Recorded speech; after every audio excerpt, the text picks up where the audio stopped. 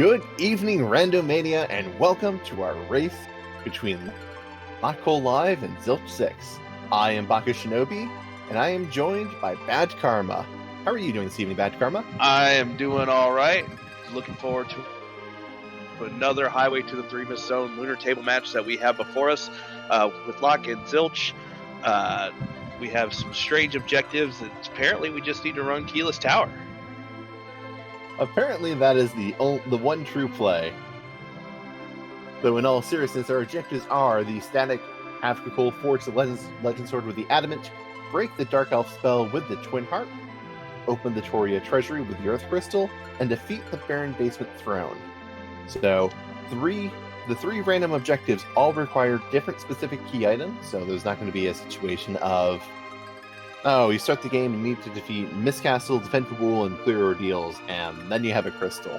No, you're going to need to find a number of key items, so that will probably go and be determining a fair amount of our runner's routing. That said, you could go and have a chain where it's it's Twin Harp into the Toria Treasury, into the Earth Crystal, into Baron Key, and still be a Jet Seed. So we've got some interesting options for us with how the seed could end out for us. Yeah, and with a Rydia start, we're going to probably see a little emphasis on the character checks. Rydia's not very strong to start off with. A lot of players like to hold off on taking a Rydia early so that they can slingshot her when it comes time to do a grind. So it'll be interesting to see how these racers want to handle that Rydia. Yep, they will probably be checking the Mount Hobbs opposite exit than they normally go to, the one that's blocked with ice, because there, where in the middle of the game Rydia learns Fire 1, Rydia will learn a random non-Bahamut, non-Leviathan summon, which could be very, very massive for these runners. Get something very strong like, say, Silver Titan, you can go and have a very powerful Rydia. Conversely, get Imp or Mage, Rydia is not really looking so hot and maybe spending a lot of time napping. Yeah, and it will come down to that summon, I think. A lot of people, myself included, need all the power they can get, so hopefully getting a good summon there will allow these runners to get going. I'd like to see maybe a Sid start to really help this Rydia out. A Sid would help this Rydia out. A Palom would help out this Rydia, to be entirely honest. Kane is a nice pickup. A lot of characters would go and help this Rydia. I think a Porum, just finding nothing but Porums anywhere, would really force our runners to use their Rydia, because Porum is very limited in early damage options. Same with Tella. Rydia can at least use a Dancing Dagger. Sorry. Yeah, I was going to say, if we want to be really rude, we could just hope for an Oops All Yang. That would be rude, though. Yang would do more damage and survive better with early Rydia, but not able to do much else. Yeah, unfortunately, with Yang needing the levels, and Rydia's not going to help him get those levels until much, much later. If it is Oops All Yang, they'd be hoping for a Tella somewhere. That said, if our starting item, instead of being a key item, is something like, say, a Bahamut summon, I think we'll see this Rydia getting used pretty extensively. Yep, as they look to be off, we will get the answers to some of these questions. And we see Cecil as our starting partner. Did you say yes to Cecil here? Ooh. I don't, but with that hook, you may be seeing yes to Cecil later. Oh yeah, that's, Cecil is not an attractive pick because we have vanilla agility on. There are a lot of shenanigans you can do depending on your agility anchor, who will be the character in your center slot. Unless vanilla agility is on and Cecil is near party, then you are forced to go and work off of Cecil as the anchor. Yeah, unless you can find a holy sword in one of the early trap chests, I don't see our runners probably taking that Cecil. No, and we're seeing that the objectives are starting, and we are going to be getting through. And Locke is going straight to the Watery Pass. This is a place with this T-Pro flag. We'll go and have higher loot than a lot of other places on the overworld, but does tend to be a bit remote. And we find a second Rydia. We have first Rydia. Do we want second Rydia? I definitely do not think a second Rydia right now is what these runners are hoping for. I have a feeling you are correct. Later, I would see taking that second Rydia if we can't find a Palom. We do have a spicy D machine grind set up, but right now, not who they're looking for. And to get that D machine set up, we will need the Darkness Crystal, and we would need Tella, because Week's a pretty late spell. Fusoya is banned for this tournament. He did a little too much work in the Football Gauntlet and taking a bit of a break. And we're not guaranteed to get Tella because we have the C maybe flag turned on, so no character is guaranteed, but you can have duplicates of any character. Yeah, Locke did find an Asura there behind that waterfall, so if there's no white mages, at least this Rydia can be a white mage. 66% of the time, Rydia is a white mage every time. That said, it is very amusing to go and roll the 1 and 3 when you're trying to recover from, say, a play count going off slightly differently than you're expecting. Yeah, that could definitely save your bacon a few times with that Asura cast on life. Both our runners looking to converge here in Damsian, though. Yeah, just going and heading up some extra loot here. Going and picking up some things. A Blitz Whip is maybe something that will help this Rydia. Have you heard of third Rydia? Zoe, you did roll the right seed, right? This isn't just Rydia allowed, correct?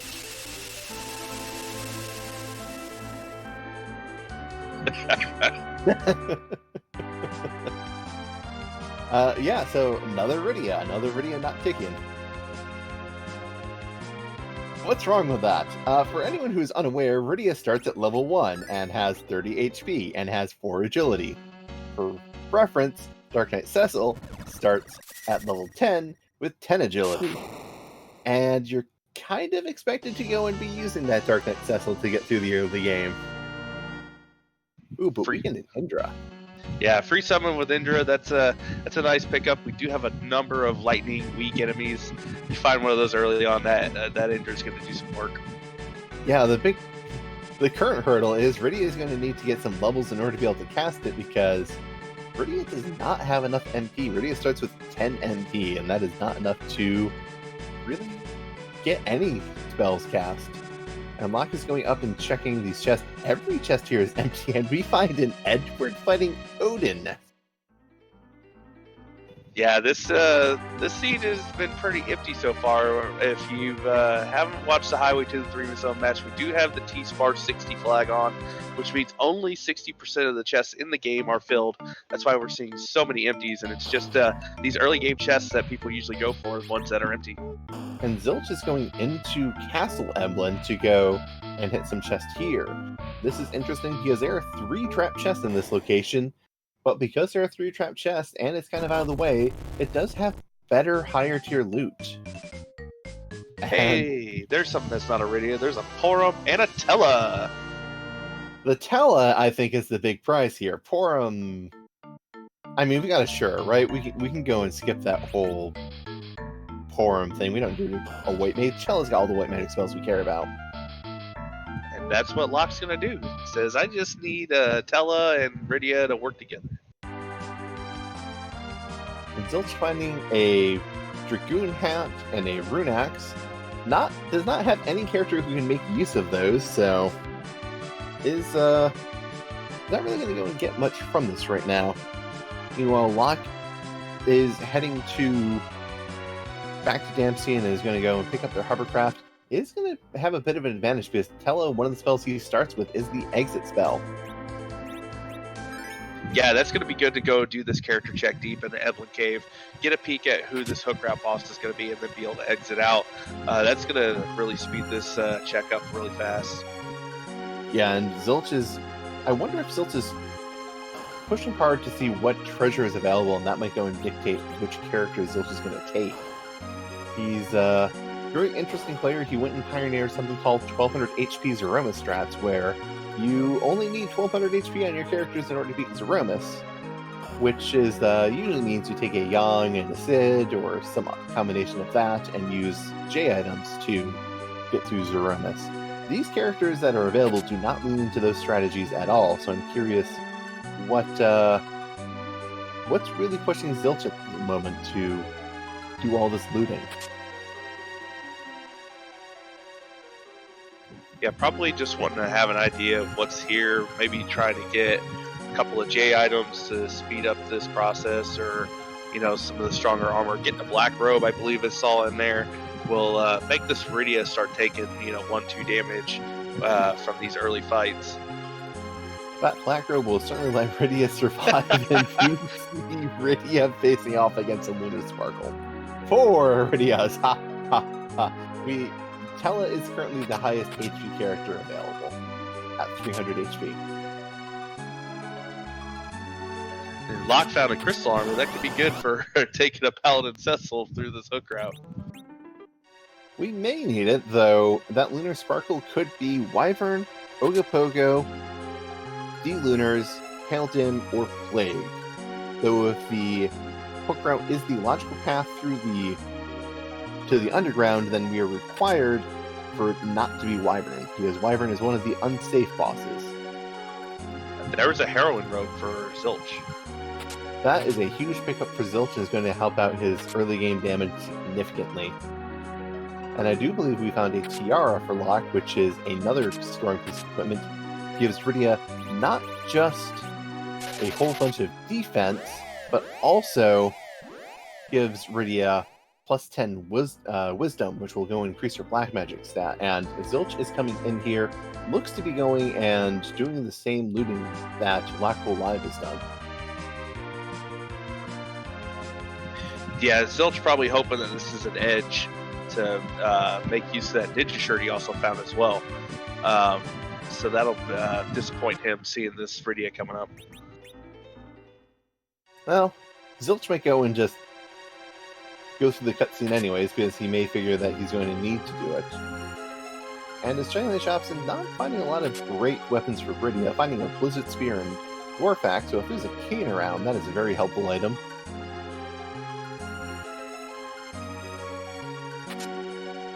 Locke is going to be the first one diving here into the Antlion Cave, doing some more looting as well.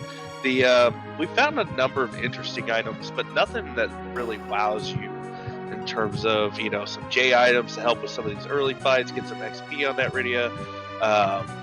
The heroin robe for Zilch wows me, I'm going to say, because that is plus 15 to Viridia's strength, vitality, and agility, which takes her from a paltry 4 agility to a stunning 19 agility at this early point in time. With a Blitz Whip even, she's going to be able to do some decent damage. Yeah, I was thinking more we haven't seen any weapons for anybody, you know, besides what's in the shops. Yeah, that's very true. Nothing terribly exciting on the weapon front. The Blitz Whip is... when you're desperate, it is definitely you're hard-pressed to go and pretend that you're not excited to see that, as it's going to dramatically increase Viridia's damage, even over her normal rod. But this isn't The Simpsons and we can't trust the rod. I haven't watched Simpsons in years, to be entirely honest. To answer a question from chat, aren't whips already back-row weapons? That they are. It is not always obvious, though if you press select while you're going nuts, because have your cursor over an item, you will go and get a detailed description. Finding just a karate at the bottom of the Antlion, I don't see this being an issue. This will get Viridia some of those early levels, may get enough MP then to be able to cast Indra, since she doesn't have enough now, but that Blitz Whip doing a whopping 50 damage without the heroin rope. Yeah, Viridia's stats are not that great. Going and using Recall on Tella, that has a chance to go and pull either Stone, Weak, Ice 1, Fire 1, Lit 1, Fatal, and Virus, I believe. And in the previous matches I've seen with LockeCole, he has been very lucky with Recall. I know that feeling. I had a good stretch of luck with Recall. I was like, yeah, Recall's an okay ability. And then I went 3 Cs without seeing a virus. The last race I commentated for Locke, used Recall 2 fights in a row and had desirable outcomes for both. That sounds, yeah, that does sound pretty lucky, to be honest. Here we've seen 2 Fatal and a Stone back to back. And we're seeing that Zilch has a lot of nice things in their inventory. Heroin Robe, Whip, going and picking up a Dwarf Axe, so thinking of that Dark Knight Cecil, I'm guessing, or turning them into a Paladin Cecil. Paladin Cecil starts at 13 agility and will be your anchor, but an Dwarf Axe, will go and take away 5 agility, bring them down to 8. It's helpful if you're thinking of doing some anchoring in some odd situations. Anchoring also back row glitches Cecil, and it's one of the only weapons without a glitch that can back row glitch Kane. I know that sounded like an oxymoron, but one glitch can cancel out another glitch. Yes, you can go in, if you have an edge, you can do something called a sneak glitch to steal charm parts, and if Kane is the next person in the order, you can equip Kane with a lovely harp. Meanwhile, LockeColeLive is through and gets rewarded with a gold apple. Not what you want to see on that early check. That is, yes, it more than doubles Viridia's starting HP, but so does 60 experience.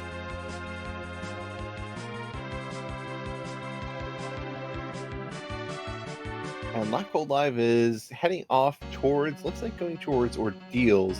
There's one more free character for LockeColeLive, I believe, and they may be just going here because this is not going to be pleasant for them. They do not have a real source of damage. Nah, as we saw Zilch just pick up a Dancing Dagger, which can get you through Ordeals, just another Tella. So we have Rydia, a Porum, an Edward, 2 Tellas, and another Rydia? And Cecil. Yes, Cecil is currently the person who can wield the heaviest armor and the strongest weapons, but will be your forced agility anchor if you take him. And Go ahead, Baka. Oh no, I was just saying Zilch is now going and getting their Indra summon while LockeCole is going to pick up Cecil. It looks like LockeCole is choosing to go and finalize their team now. Or at least taking 4 characters, leaving 1 more air open. This is... LockeCole just must not like the idea of leaving so many slots open for so long. It could be that, or just maybe trying to fade Fabul, doesn't want to head up in there yet, so wants to be able to make the trip up Ordeals a little bit easier. They might also want some serious experience for these characters and just want to get them picked up and starting gaining experience early, because there's not really a lot going on for this team. A Dancing Dagger is probably going to be the highest and most reliable source of DPS for this team no matter what. Yeah, we haven't seen a Black Sword, haven't even seen a Darkness Sword in any of the other runners. Haven't checked too many shops yet, but yeah, we haven't seen any of the Dark Knight Swords really to help boost this up a little bit more. So that Dancing Dagger that Zilch got, and I hope LockeCole will find it here shortly as well, should get them through Ordeals, but it'll be a slog. It is not going to be pleasant. Zilch's Heroin Robe is going to do a lot of carrying for Zilch, I believe.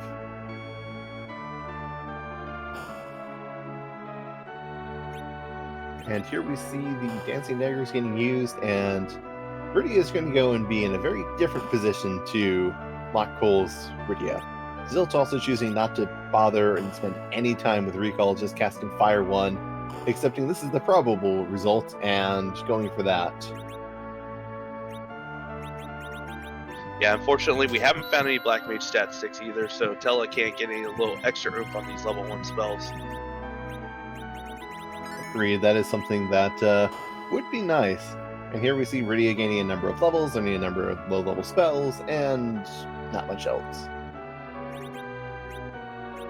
Zilch getting that apple. Ooh, and LockeCole getting stymied by the NPC, and Tella is out of NP, so LockeCole is waiting for the NPC to get back out. NPCs, the true villains of the Final Fantasy IV game. right up there with the inventory boss. The inventory boss. I fight it so much and lose so often. There are very few runners who truly can overpower the inventory boss.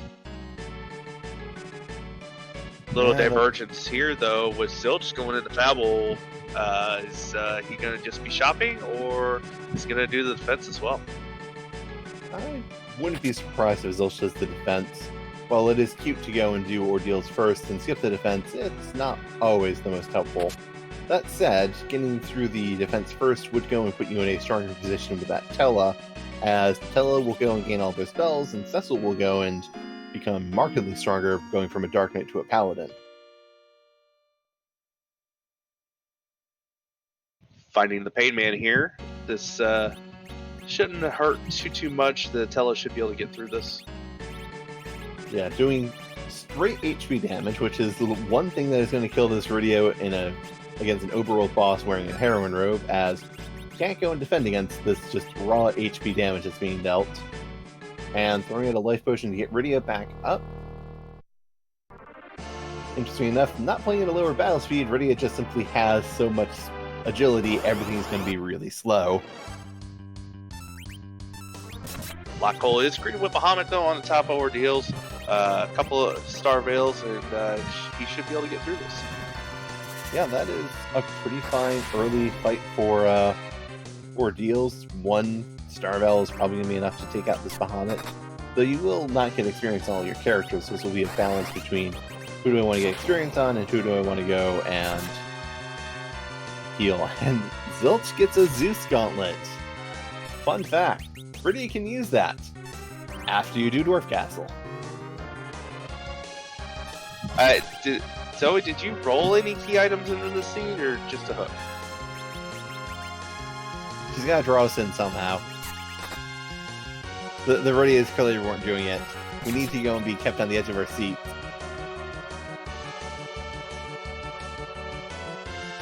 So Zilch is now following LockeColeLive up this Mount Ordeals, and the Mega Nuke goes off, knocks out Tella and Cecil, but the Star Bells on Rydia and Porum go and get LockeColeLive through this fight. Yeah, that's the ideal solution, I think, for that fight, getting those two the XP that they need. And Cecil's his levels are gonna be reset. Tella's not gonna gain a whole lot of anything by leveling, so getting the two important characters with the levels. Yep. Meanwhile, Zilch is... We'll see how Zilch approaches this. Zilch does have more options, because Zilch has a very, very high level and speedy Rydia, who might be able to just DPS down that Bahamut should Zilch so desire. Bahamut was up on ordeals playing with his dolls. Well, that Indram might be enough to get through these dolls, though I'll have to make sure you do enough damage to the back ones. I saw I did about 600 damage to that Bahamut. Combined with that Blizzard, that should be able to take all 6 dolls, I think. That sounds reasonable. This spot does have some high magic defense, so maybe, but yes, it only has a few thousand HP here base, and it's put across all the dolls and the big dolls, so this will probably be enough. Yeah, 700 damage to the dolls in the back. This is plenty. That Intra Summon doing some work. Always good to check Hobbs when you have Iridia one way or another. Meanwhile, Zilch is going and trying to do recall and getting towed and just throwing out dancing daggers against this Bahamut. Bahamut is currently at 1. So Zilch is popping a Star Veil. See that the starter kit had only 2 Star Veils, so LockeColeLive used both of their Star Veils on this fight. Only getting a Murasame. Zoe, you do realize we're supposed to get the runner's key items on occasion. This is what keeps them going and doing these checks and amusing us. Clearly, Zoe just wanted hook route and only hook route. A hook route with 2 Stellas, 4 Iridias, a Porum and a Cecil, and we have Kinazo here, so it's a shame we're not going to go and have Kinazo on the hook route or somewhere else. Even worse. Yeah, we still don't know who the Lunar Sparkle is. We still don't know who's at the King Queen Emblem spot yet. Zilch's taking a quick reset there. I'm guessing Zilch is going to say, oh, I have Indra. I will use that to get through this fight. But first, let me go and switch to my robes. Also has a Mute Knife, so raises the black magic stat there as well. That is a 25-point swing in Rydia's magic stat, because in vanilla Final Fantasy IV Free Enterprise, the black robe gives +5 willpower. The white magic stat, it was a mistake. So, with the release of 4.1, Ford has decided to go and just fix that mistake and make the black robe give +5 wisdom, the black magic stat. Add in that the Mute Knife also gives +5 wisdom, and the Heroine robe gives -25 wisdom. Rydia is now in a much better position to be casting spells. Actually, add in the tiara, and she currently has +20 base on her base magic casting stat, so Rydia is going to do some very solid damage with this Indra here.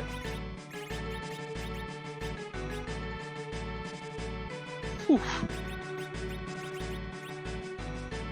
Number of 1,000-point damages there. That is really exciting to see with the early game Rydia. Early game Rydia is just, yeah, Rydia is willing to go and bring the pain. She's all about shock and awe strategies. Every now and then you get a Rydia is just electrifying to deal with. And comes up and brings the chat to thunderous applause. I think all these comments are really going to spark the chat's enthusiasm. I hope they're not clouding the issue.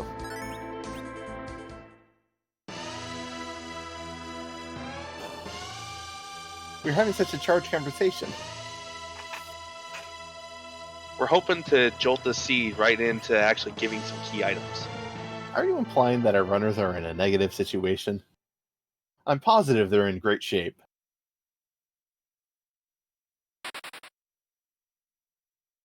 So I guess we should probably get back onto current affairs, as Zilch is going and fighting Keinazo, while LockeColeLive is going and doing the Fabul check that Zilch has already taken care of.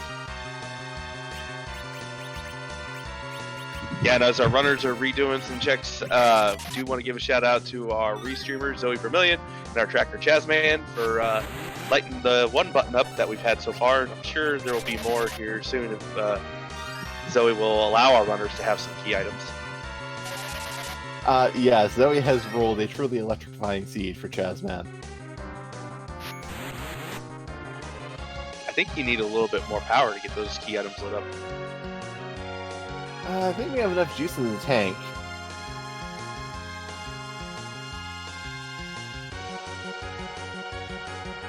I honestly can't keep up with you. I tried so hard.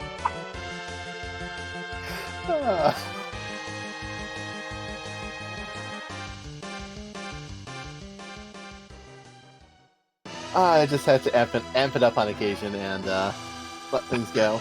That was the one I was trying to figure out how to get it in.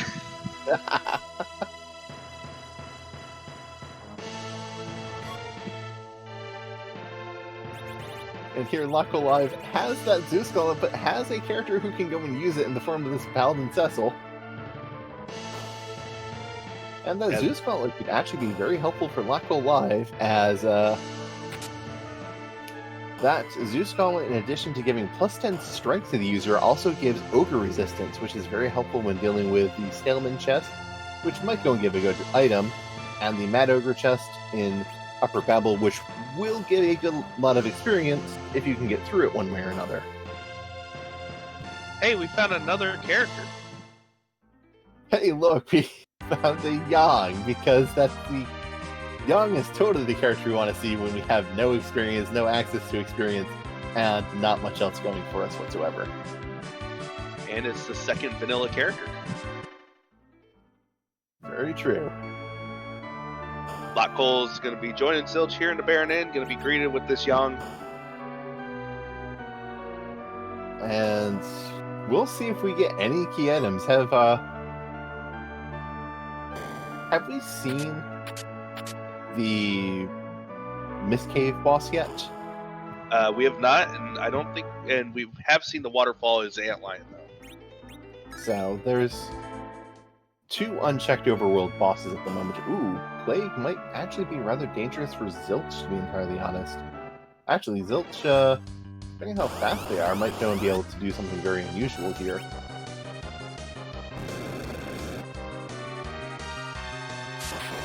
So something you can do to Plague is you can reflect their count back on them. And if you let that count run out, Plague will also fall victim to count and die.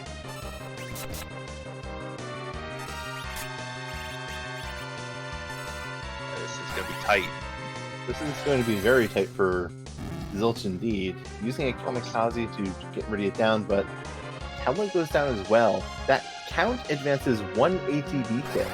Tella, with Rydia wearing a heroin robe in the middle slot, is actually incredibly slow. Did anybody else see how weird that kamikaze looked too? That does seem like a vanilla graphical glitch, to be entirely honest, but that is something that happens on occasion, I think. I think because the count is up, it goes and might cause some issues. I'm not 100% certain, to be honest. But LockeColeLive is in this fight and is trying to take down their party and not having much success either. That's the issue with going and finding all that early armor for all their characters is hard to kill them when you need them to die. Yep, but we see Callum come back up, but all the party goes down as Blade doesn't go and get time for their count.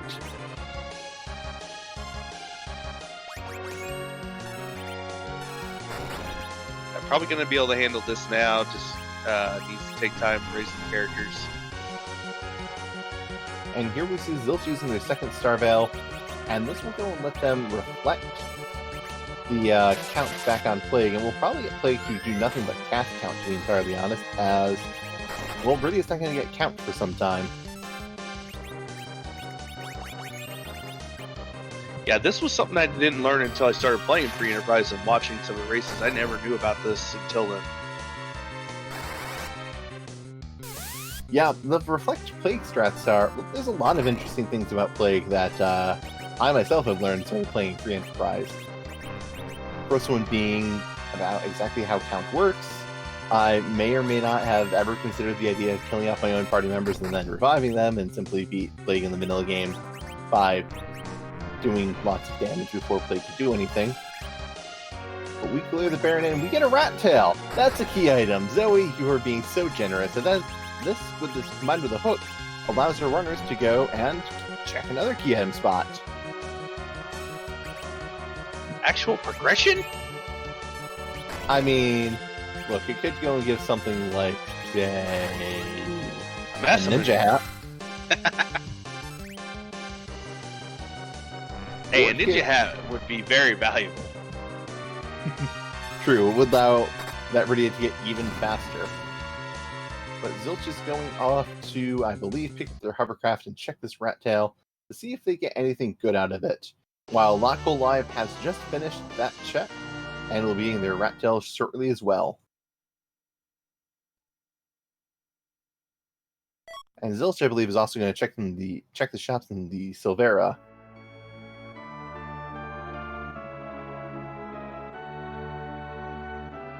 The chain continues. A slightly delayed vanilla Baron key. Honestly, we should just count that as vanilla. I mean, it's got the extent. It's got a bit of a stretch to it. It's stringing us along a tad.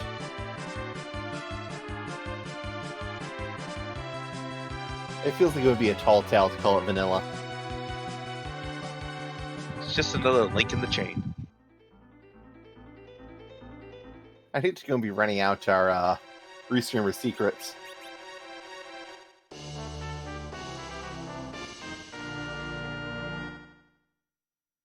Our free streamer is saying that should be melted vanilla. But Zilch looks like they were going to be going back to Baron, But they may remember that it was Evil Wall that gave them their first item, so I'm curious if they are going to be looking for any other weapons for Rydia, or if they're just going to be diving straight in. Because that Heroine Robe is doing a lot of work for Zilch. It's just letting Zilch get a fair amount of time. Locke doing this. Oh, sorry. Oh, go ahead. I was just gonna say, Locke's gonna be doing the same thing. He's heading right back to Baron Inn. Gonna check that weapon shop. This is definitely a good idea because the gated shops can go and have more higher tier weapons like that Elven Bow. That Elven Bow looks very nice for that Rydia with a Heroine Robe. It is one of the most accurate bows and a significantly stronger bow as well. And meanwhile, I just noticed Locke took that Yang. Oh wow, Locke has finalized their party. With Permajoin on, you cannot go and get rid of any character in your party, so any further characters Locke finds, he will be unable to take. Answering a question from chat, what does a Unicorn do? It casts Basuna on the entire party, which goes and removes a select set of status effects. The most famous use for them is by Penguinator for what we refer to as Penguinator strats on a Z-kill, where you go and berserk up characters, use a Unihorn to go and clear the berserk on them, and before you do 45,000 damage, you switch over to reflecting spells on Zeromus to finish him off.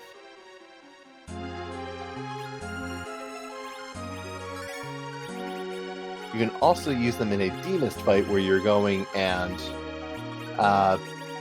Demist is an annoying boss to go and be berserk on, because every time you hit the boss after they transform into mist, it likes to tell you, hey, you shouldn't do that. Here, get a cold mist counter. It cheerfully also tells you on the screen, don't attack now. Only in the vanilla game, thankfully. They don't go and do that in the randomizer.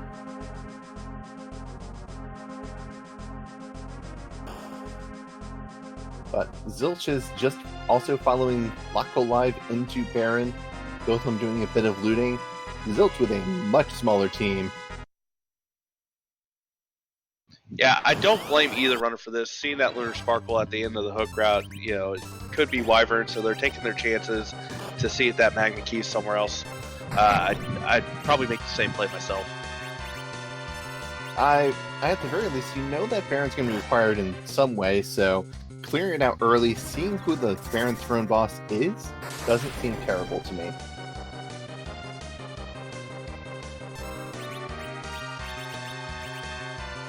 See, the way I do Unicorn strats isn't to use a Unicorn, I use coffins. Does it still count as a Unicorn strat if you use a coffin? It does in my book, but I don't really care. I'm not that big on the details.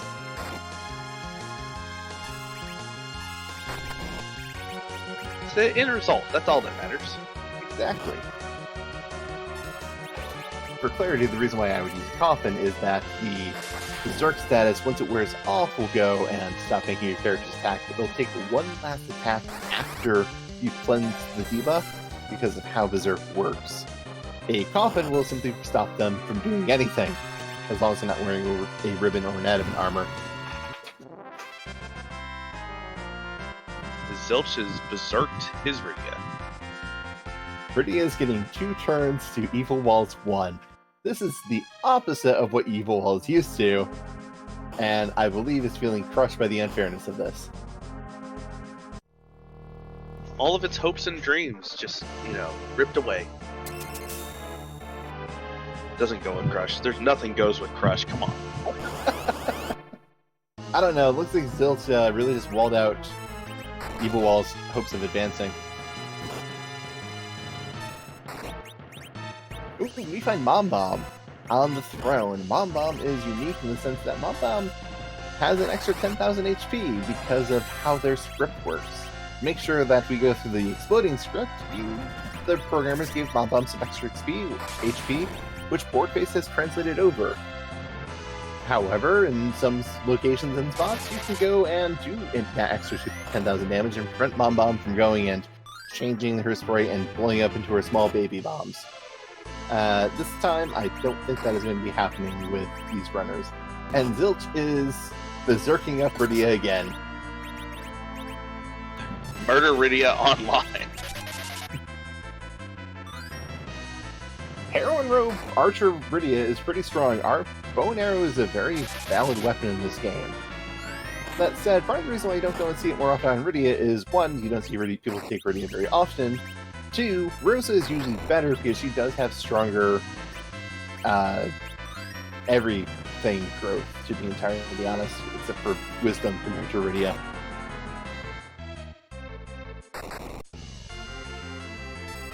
And despite having more characters on Locke's side, Zilch got to the big bomb phase before Locke, and Locke was here first.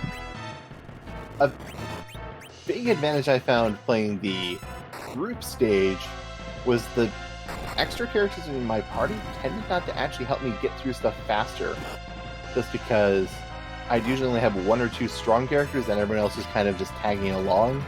Zilch is really embodying that. Tella is kind of tagging along and playing second fiddle to Rydia, or being great support in the form of casting that berserk. But Locke is showing off that with all those characters you can have a bigger toolkit and takes out all of the bombs faster than Zilch. Yeah, but Zilch is not in any shape to worry about getting wiped here. Even with this explode, there's only going to be one. Yeah, and to answer a question from chat, Rydia can't run out of ammo because of a side effect of the Berserk glitch, where if you go and have a character Berserk and their turn never comes up, you can never lose your last arrow. Also, Edge, do you bought this character? You did find a ninja sword. Zilch says yes. LockeCole does not get the option because LockeCole has a full party. Early Edge, that's I imagine Zilch is very keen on their decision to keep those slots open. And with that Heroin Robe, Zilch is looking to be in a very, very strong position. Locke has that Cecil with a sword, and if we find a crystal sword here, Locke might not feel terrible about this either. Oh. That was a darkness crystal. Alright, so who wants to grind? I suspect both of our runners will probably be going and doing their grind right now. I would not be surprised in the slightest. I would not be surprised to see a team of 3 Rydias, an Edge, and a Tella, and Zilch just go to do a D-Machine grind and get these Rydias up to 2 Rydias up to casting Nuke and 1 with a Heroin Robe. Look how well geared that Edge is. A Murasame, Mute Knife, Ninja Sword, Zeus Gauntlet, or Ninja Robes and Zeus Gauntlet. It's usually a big concern to go and gear out an Edge. He needs 2 weapons. Finding 2 weapons for Edge is a nuisance. Having that stuff in your inventory when they show up is a real edge case scenario. And speaking of an edge case scenario, we find the Officer-Soldier fight down in the Baron Throne. They do not have the boss bit, so this can be a free fight if you're able to go and deal with them. Tella will be able to help, but Tella is currently down on LockeCole's side.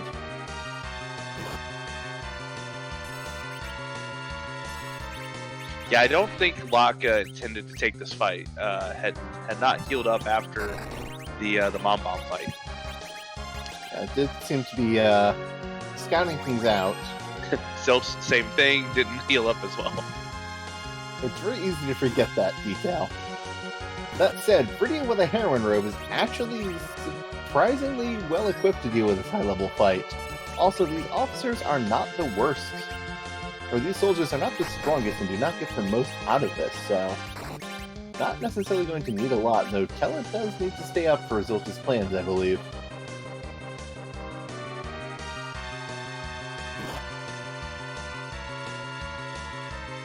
Zilch is going...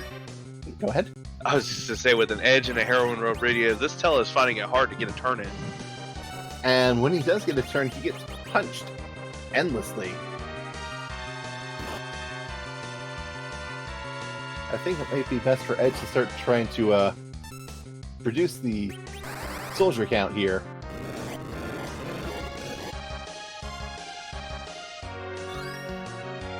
Yeah, LockeCole was able to get the weak off, had Cecil up to be able to cover, was only taking 1 damage, I believe. Cecil is wearing that crystal armor that he found. Ooh, but Zilch equipping Medusa arrows and having Rydia take a shot at the officer. This might go and get a Petrify off on the officer. Doesn't land. That is something that you can get from the officer, from the Medusa arrows. Yeah, I've been trying to get Medusa arrows to proc. I know when you're supposed to do it. I just can't ever seem to get it myself. It is tricky and not guaranteed. And Zilch might need to go and take a reset here because things are not quite going his way. Hoping to get this toad off with this Rydia. Yeah, Rydia does have some bonuses, but yeah, that misses. The minus 15 from the Heroin Robe is not doing Zilch any favors for Rydia at the moment.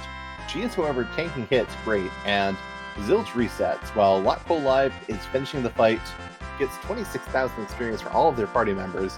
Lots of health, lots of experience for all of them.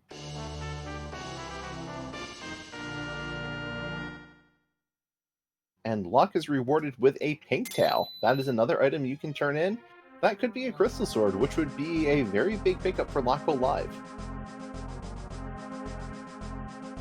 Could be an edge sword, could be Bahamut. Bahamut would be another nice pickup. Though LockeColeLive would really like not to see any more edge swords, to be entirely honest, as they were unable to pick them up.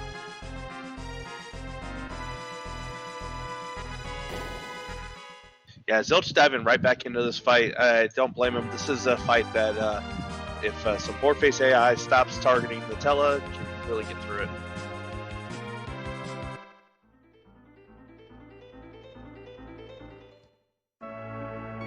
We'll see if this change ends up working better for Zilch. Only 1 punch on Tela. Tela does not go down. Rydia has queued up a spell.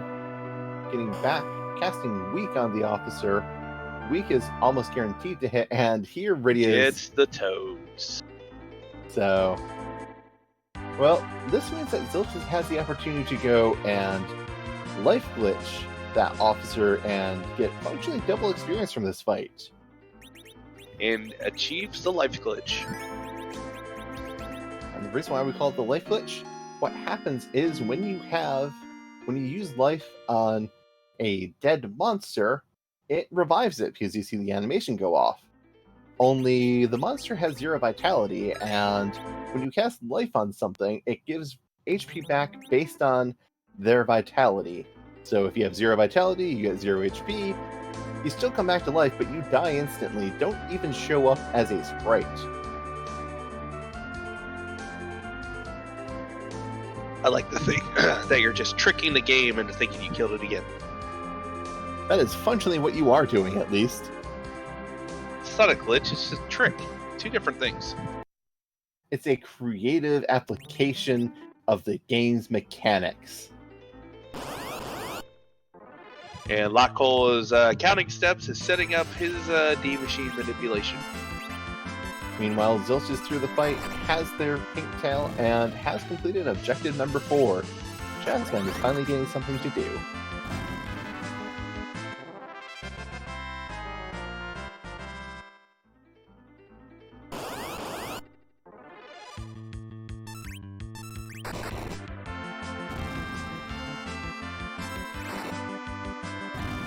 So for those who don't know what LockeCole is doing, we had a couple of community members find an RNG manipulation to counteract the E can't run flag that we have on for the tournament. Normally with the D-Machine grind, it involves finding a specific encounter by running away from encounters. Instead, by taking encounters outside of Baron, counting your steps, and following a chart that is linked in our Discord, you can guarantee getting the D-Machine fight once you go into the Giant, which it looks like LockeCole has set up and is getting ready to do. Zilch just found life potions, which is going to be needed here for his team. Yep, life potions are very important for that life glitch, as you can cast Life 1, but anyone can throw a life potion. And I have suspicion that Zilch will be going and setting up for their slingshots as well. Or maybe they're just going to go and charge underground. They are going around to different places. Zilch maybe couldn't decide where to go first, get party, or set up the manipulation. Looks like Zilch is trying on encounters and getting ready to do the manipulation themselves. Yeah, it'll be... Zilch have ethers? Yes, Zilch has a stack of ethers. Alright, then yes, that is going to be very helpful for them.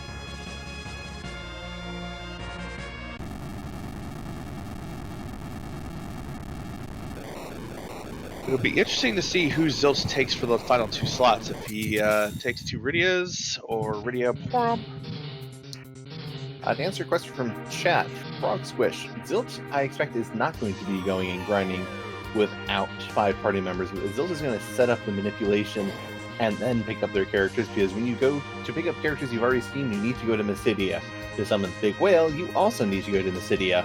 So from a optimization standpoint, it makes the most sense to find your encounter seed, get ready to do the manipulation to get the D machines as your next fight, and then you're set. Go to Mysidia, summon the whale, pick up your characters. Zilch might go and end up checking the moon character to see who's there, because they also have that moon character option open.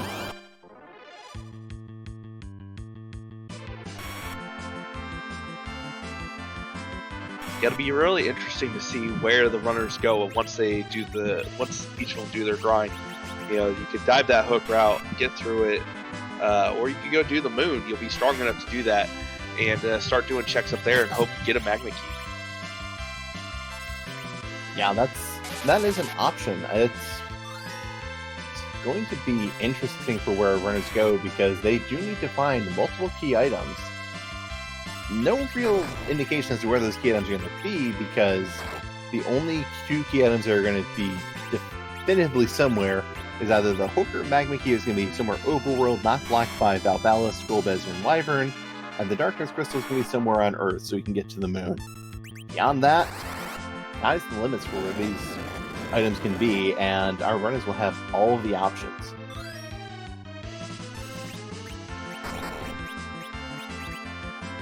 Go ahead. I was going to say, I would almost be tempted to dive the hook route. Haven't found a pass yet, so you know you're going to have to probably go to the moon at some point. So maybe just get through the hook route, get those freebies underground. I would definitely agree with your logic as well. So Zilch taking a Rydia and a Porum. I was not... looks like Zilch wants to go and have a rounded out party, not just going for Black Mage's overwhelming. Possibly doesn't want to gamble on that 66% of the time, working all the time. You have enough nukes, so you don't have to worry about healing. You just do enough damage and everything dies. There could possibly be a number of rude things up on that moon that would laugh at that strategy. You are correct. We have not seen Valvalis. We do not have a... we would want to probably get this edge up to decent level to deal with Valvalis, as he could probably take care of it. Pogo also comes to mind. If the Nope Rope is in a rude spot, he will kind of laugh at this mage party as well. That is also rather true. The Reflect strat's not just for Threemus, so you can go and use Reflect to bypass the Blaze counters.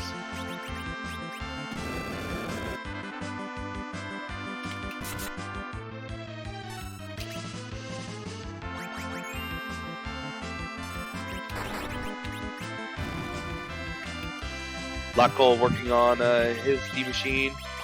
I'm definitely not keeping count of how many he's got. It looks like Zilch is in the area though, and going to be getting going on his. Yeah, Zilch, both our runners will be grinding at the same time, taking the same path. Zilch a bit behind LockeCole, getting in there after taking that wipe to the officers in Baron, but does have a party that Zilch's party is going to go and be much more mage heavy, while Locke's party is going to be anchored by that Cecil. It's going to be very interesting to see how the seed goes for both our runners. Cecil is powerful, but so is agility manipulation.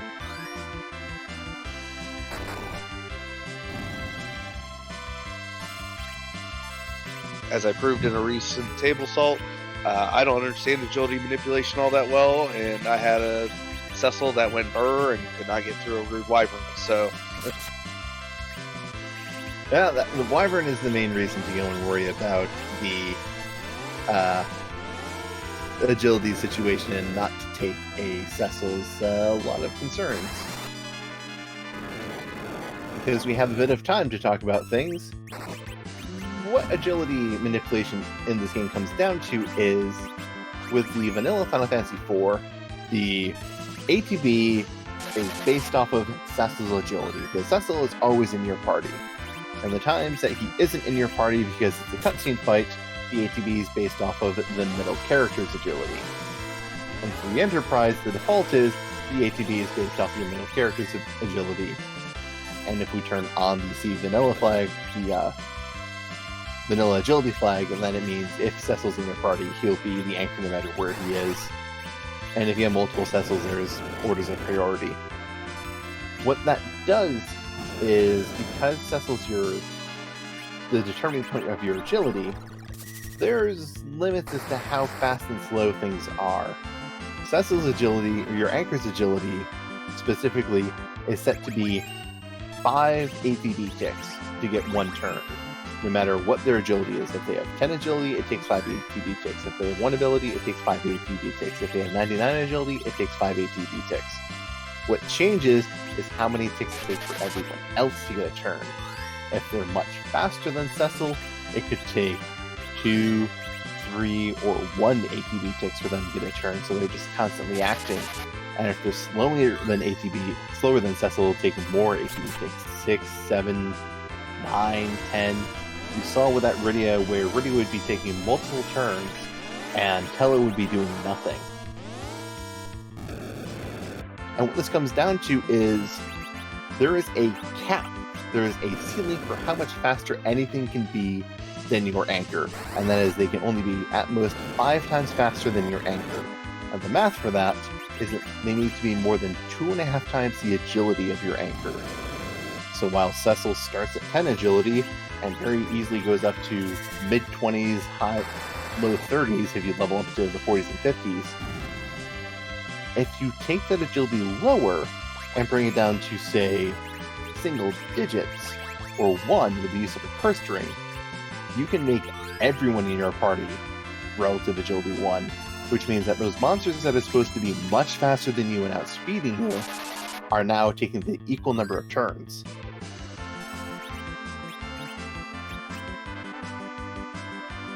This has been your lesson on relative agility as we go through the exciting grinds. just needed to end that with, and I'm Baka Shinobi. And I am lulling people to sleep.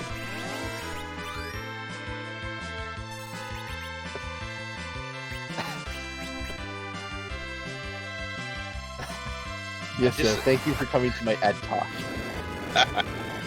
I'm making a note of the time so I can refer this to people. It's like, go look up the LockeColeLive match, and around minute 52, Baka Shinobi will explain relative agility. Berserk does not affect agility. Specifically what happens is, when a character's turn comes up, they get entered in the queue to accept it, to enter an action. And you can go and get something going on called queue jamming, where... Well, excuse me, that's not queue jamming. You can go and lose turns because you're waiting on your character's turns to enter a command, and you have multiple characters that you can go and be entering commands for, but you can't go and get that in because of how things are going. Berserk bypasses that. Berserk means the turn comes up, they instantly act. They just, oh, I have a turn, I attack. I have a turn, I attack. Whenever they come up in the queue, they don't go and enter a command and execute the command after a delay. LockeCole was trying to finish up the grind. Oh, this could... Alright, so this is one of the bad things that can happen. Weak brings something down to single digits. If you use weak magic on the searcher, that single digit might not be 1. And the D-Machine is going to go and cast fire, but it looks like LockeCole has gotten through this. Rudy is just barely surviving at 3-8. Young surviving at 1 HP. Oh, man. That's an exciting end to a grind, alright. Until I got the week off and went down. Oh my... Yeah, that's, there is a lesson here. That is, always make sure you know exactly how much damage you're going to do to your searcher when you try and kill it. Also, Locke did not do enough D-Machines to get Rydia up to nuke levels. Also, I realized that Locke has Cecil, and it doesn't matter if Cecil has, if Tella doesn't get levels, because Cecil the anchor no matter what. Zilch did the same thing and did not get so lucky, had Tella go down. That's, yeah, that's a thing you don't want to have happen.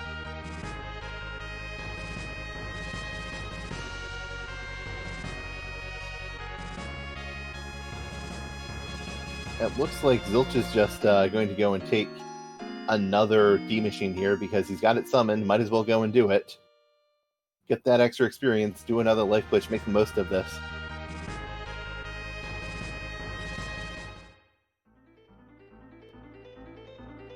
There's the freshly minted Viridian Horums going down, but the rest of the team should be able to go and finish this off.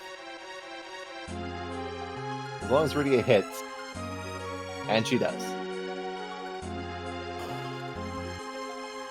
Yeah, this could be our divergence of the race. LockeCole is diving down the hook route. I agree with your logic of going and doing the freebie checks down there. LockeCole also going and getting a Dwarf Axe that'll allow easy backrow glitching of Cecil, and will reduce the agility by 5, but the Drain Sword will also do the same thing. Zilch also kills off their old man, but that old man is not going to go and be in the same situation LockeColeLive's old man is, where Zilch's old man is going to be anchoring for Zilch.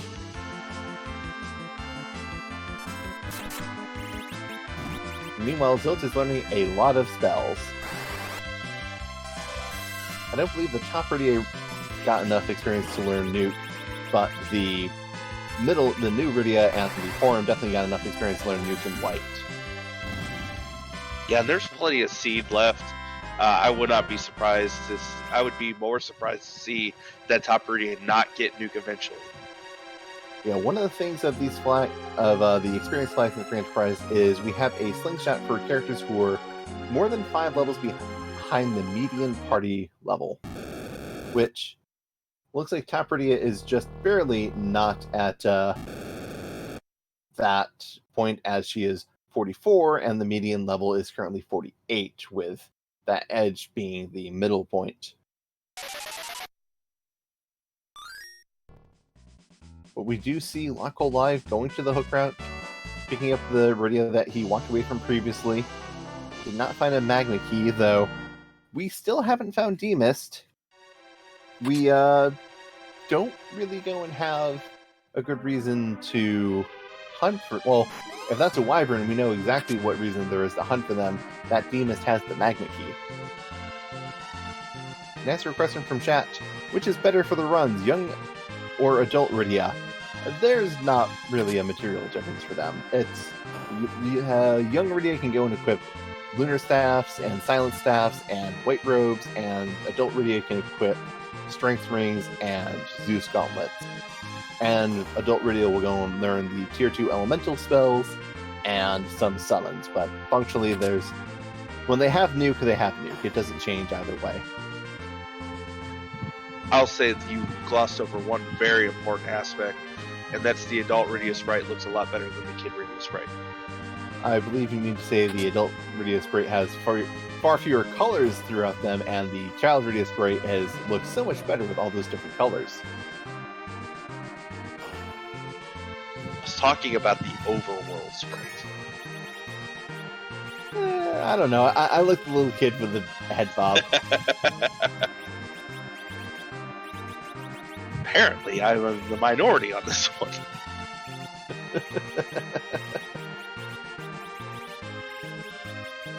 But yes, there's minimal functional difference between adult and kid radio. Definitely no difference between stats or spell learning curve or anything. It just comes down to those specific event spells are learned. Zilch is following LockeCole, going through the hook route as well. The Mad Ogre chest is the last chest. I'm kind of surprised that LockeColeLive is going and taking this chest just because they're pretty high level. That said, they do not have nuke or weight on their characters, I believe, so could still be looking for more experience to take them a bit further, or could be fishing for a crystal sword. But let's be fair, that's always a great thing to find when you have a Cecil. Every trap chest you don't check is a crystal sword. Naturally. They're not adamant's armor, because we went and turned that off this tournament. Probably for the best. Adamant armors are extremely powerful in the fact that they give plus 15 to all stats, have 100 base defense to the next highest piece of defensive gear is 22 defense, and in general just completely break the difficulty curve of the game.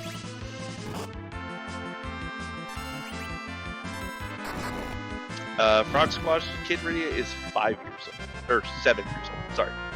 The twins are 5. Yes, this is, the Elder Mysidia is really hard on Cecil for the stuff he's done, and then sends 5-year-old child to follow him. This is... The Elder Mysidia makes some very questionable decisions.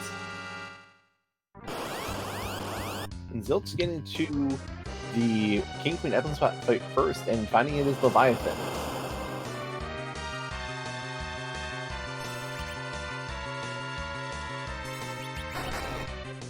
Yes, Frog Squat. A 5-year-old from Mysidia learns Quake at level 23.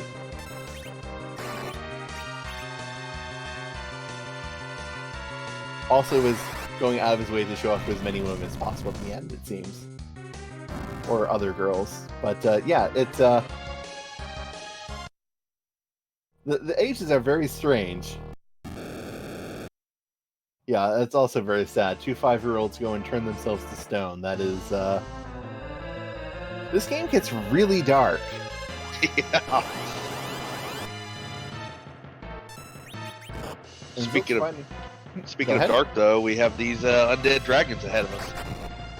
And they're going to be, well, Kella's going to go and be sent down to keep his agility low for Zilch, while the rest of the team is going to be sending these D-Lunars low with a variety of high-tier spells, and Edge is casting some ninja magic.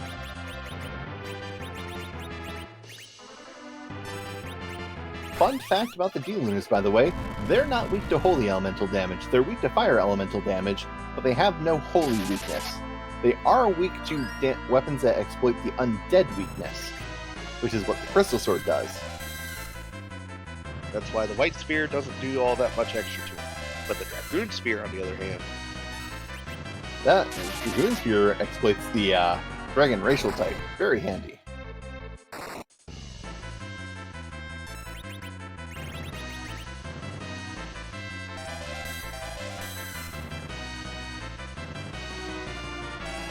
And Zilch is through the fight. Low HP, but lots of damage. Doesn't really worry about that whole surviving many more hits. There's no more hits to be taken for Zilch. While LockeColeLive is getting through, just casting Quake and working on getting through this fight. It'll be interesting to see how close the seed is going forward, because we could probably point back to that Mad Ogre chest, because that's what allowed Zilch to catch up to get to that same point. Yeah, that's something where Zilch is forgoing any unnecessary checks at this point. Zilch has decided, I have experience, I have a character who can cast Nuke, I have a character who can cast Holy, I have an edge. I have an okay leveled Meridia. This is enough. I have a tele-anchor. I am just going to go straight to checks, and nothing is going to stand in my way. Yeah, we saw a Rubicon sprite there at the top of the tower. Don't know if that's elements or leg yet, but I'm sure we will find out soon, as Zilch is heading probably to the land of summon monsters. Hey, you seem to be a bit prophetic about that one, as yes, Zilch is going straight to the land of summon monsters. We'll be going down, I expect, to check the free check in the chest in the Fame Arch, and then also look for what the bosses are and see if they want to take them out. I'd suspect, considering post grind, Zilch will probably save, heal up, and take these bosses. That sounds like a pretty safe bet to me as well. Although, I've been proven wrong a lot, so... We'll see, and there's the Twin Harp. That opens up objective number 2. We are an Earth Crystal or an Adamant and Legend Sword away from Go mode. Ooh, and finds a Silp Summon in the shop. Nice little pickup. Could be useful for CPU or anything else in case Zilch doesn't want to reflect nukes.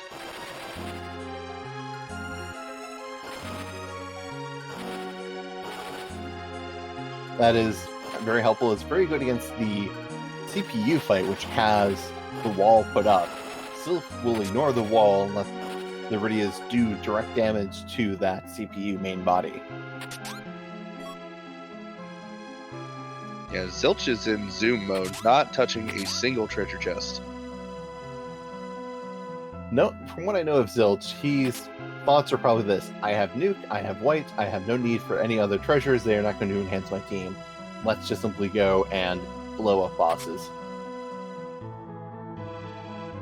Yeah, I had a seed recently where I got an early grind, and that was probably the lowest I've ever looted. It was in the mid-40s because even without any stat sticks, Nuke and White just do the work. Oh yeah, Nuke and White are very helpful spells.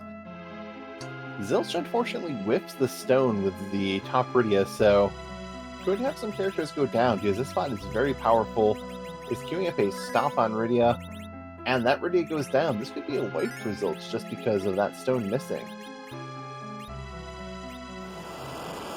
Forum takes some hits and survives, but Rydia goes down, and that is a reset for Zilch.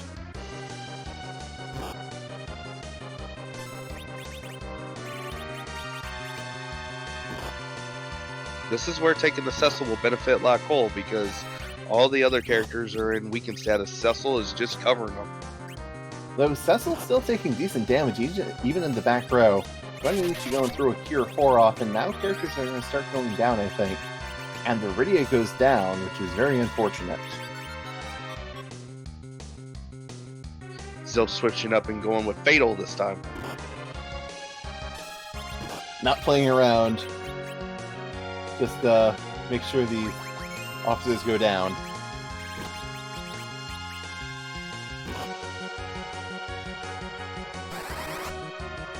And this, so this is where I plug my favorite shield in the game, the Aegis Shield, which gives heavy armor users the mage defense against mage-type enemies, which these guards are. And that can be very helpful because resistance to a racial type gives you double the defense against that racial type enemy. Fortunately, this Fatal spell is taking a long time to get off, and these guards are just punching people down. Yeah, that's not what you want to see, but Fatal is going off. Rydia is taking it. Rydia, the high-level Rydia and Forum are getting the experience for this fight. 28,000, nice experience, but pales in comparison to the millions that they've received. Only giving a Sand Ruby for their efforts. Not a huge value because Zilch is not going to be caring about 10 key items either. No. And Zilch most certainly does not care about any characters because, well, Zilch is a full party. Yeah, so the harp was in the free chest.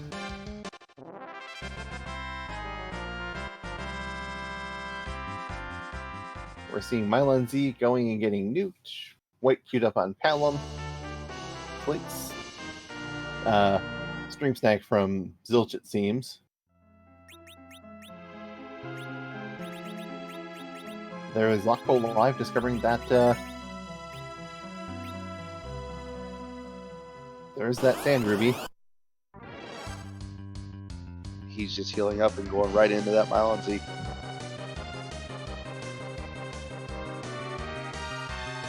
And second Rudy is going and queuing up a Fire 3 to go and fire off onto that Mylon Z. Gonna go and do extra damage. We'll probably go and do quad 9s like that Holy does. Or the white spell, excuse me. But it's gonna take a fair bit longer for that spell to come out.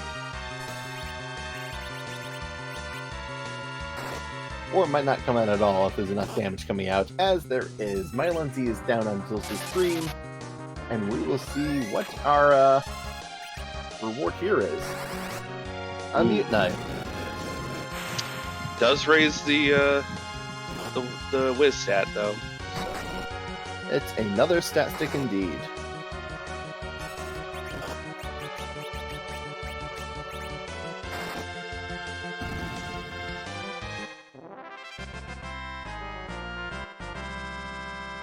And Zilch is off to the overworld at the moment, probably going straight to that Twin Heart.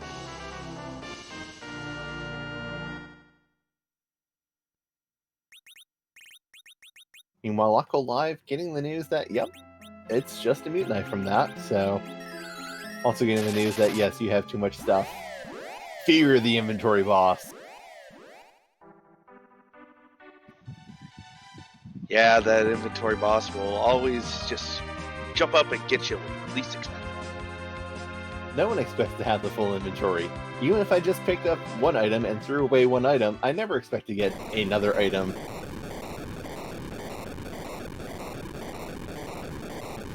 Both runners taking to the old adage of do your objectives.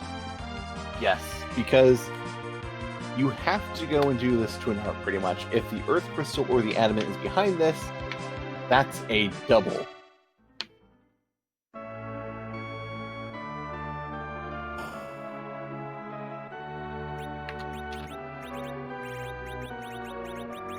Zilch is banking on either not finding the Earth Crystal here or finding it just so that he can move that Falcon. Well,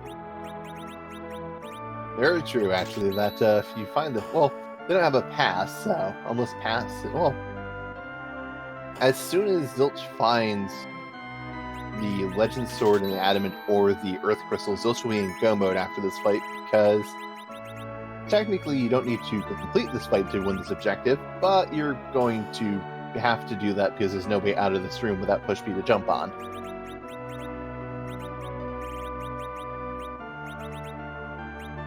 But we are getting music, so I am going to be quiet while we go and see one of the fun things of this randomizer. Okay, I've just been informed that Zilch's audio has been stuttering, so we'll only be getting music from LockeColeLive. So, it'll be a try to have a little bit of music this time. And for those who are unaware, in this randomizer, the tune that Edward plays is randomized to be a different song for every seed. They are created by our developer FF4FE and our music creator Calmlanity, who has gone and taken over doing all the new music going forward. Yeah, not sure if you picked up or saw that. LockeCole got trapped by the same NPCs he got trapped by earlier. NPCs continue to be very rude. I thought there was for non-playing characters, not... Actually, I don't have anything for that, I'm sorry. Ooh, Bigan here. Another reason to point to this video is you can find the moment where Baka Shinobi did not have a pun to go along with this.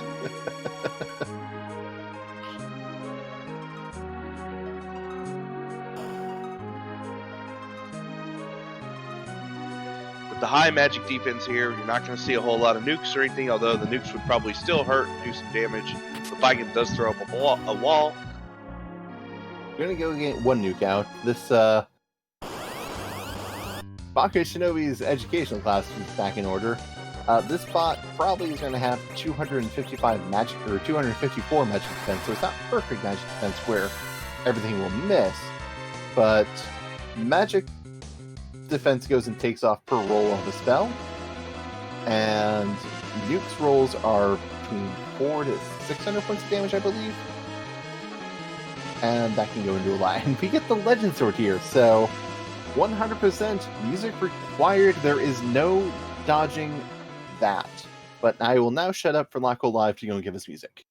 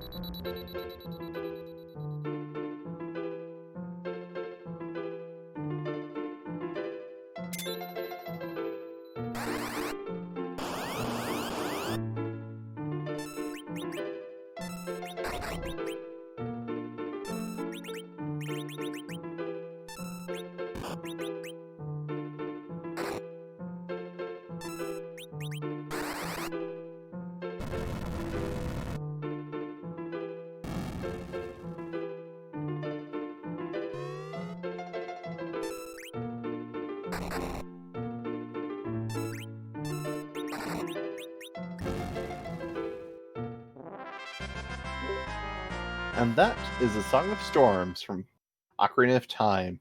While LockeColeLive is going and finishing out the fight, Zilch is charging up the tower, doing Keyless Tower, to see what the Rubigan Sprite boss here is and what key item they may hold. Yeah, needing only one key item now. This is a great play, I think. Skip some of the cutscenes. For Dwarf Castle, it's an easy check, I think, no matter which of the two bosses with this party. There's a low magic power up here if it is Rubicon, so...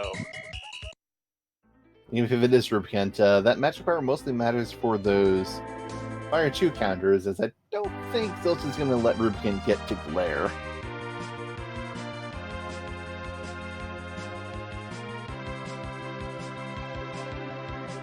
And it is the Rubicon.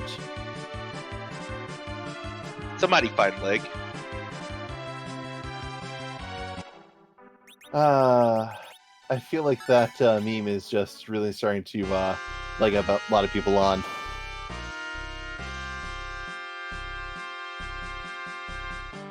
Hey, we're seeing the rare time that Edge cast Flood. Flood is a perfectly fine spell for Edge to cast. It is a perfectly fine spell. It's just a very rare occasion that you have Edge, have Flood, and actually have a reason to cast it.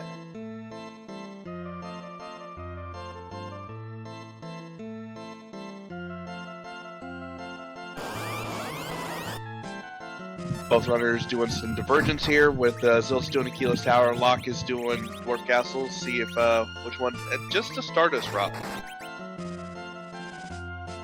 Zilch resetting out of that, I'm not surprised. Zilch Stardust Runs are nice, but they're not key items, and they're not worth the 1 minute walk out of the tower. Zoe, you did tell Zilch Keyless Tower would be the key to victory, but you didn't say if it would be the key to his victory. As LockeColeLive has gotten through the first fight of Octoman, and will be getting into the next fight here. Now, what would be interesting if Adamant or the Earth Crystal came out of here, and that Keyless Tower play sets Zilch behind. That is true, though. Zilch seem to go and have some delay issues. They may go and have their stream delay set up in the way that if they pause, it doesn't go and skip anything that's been processed. So Zilch's time might be slightly off, just in the event that Zilch's time ends up seeming different than the finish ends up. It will probably be a bit just based on the local recording in the race bot. We may need to go and double check some things. But we haven't been losing we haven't been losing image from zilch. But LockeColeLive going on while I'm talking, and that CPU is already down.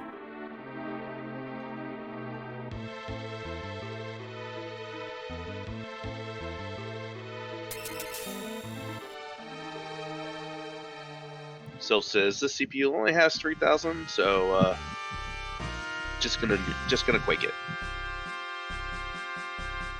Yeah, zilch is not quaking in their boots at this fight. Zilch just showing the CPU that he is a titan.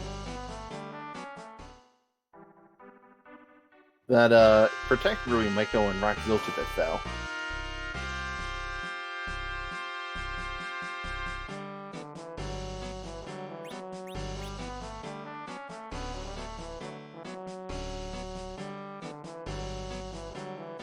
But our runners are going and not letting the gulf between them get too large, as they are both going and hitting some of the similar checks. So zilch has done Tequila's tower check, while Locke has not. Unless I'm mistaken, the only check left on Earth is Sheila 1, correct? Yeah, neither runner has done Sheila 1 yet. And Locke looks like they're going to Sheila 1, but then diverted back to the tower and is going up. So zilch might go and be pulling away here, going and doing Sheila 1 to discover the last item on Earth before being sent to the moon. Sounds like the title of a movie, The Last Item on Earth. And here I thought that was some sort of serialized TV show that I didn't know anything about or ever watch.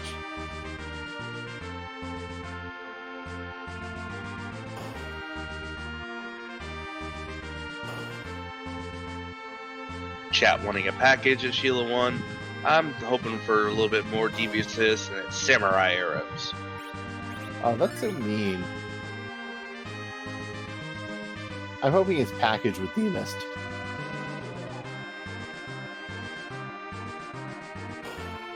I haven't forgotten about Threemus, right? We have not seen the Threemus yet. We still haven't seen a vanilla Threemus check, have we? That we have also not seen. I'm glad I'm not the only one who forgets this, because I have totally done that and felt really bad about it sometimes. Okay, one specific time. It only takes one time. It was a Kinazo at Rubicant Hook Route and an Earth that had absolutely nothing. I saw the first dot done happen as I completed all of the checks on Earth and realized I missed the D-Mist.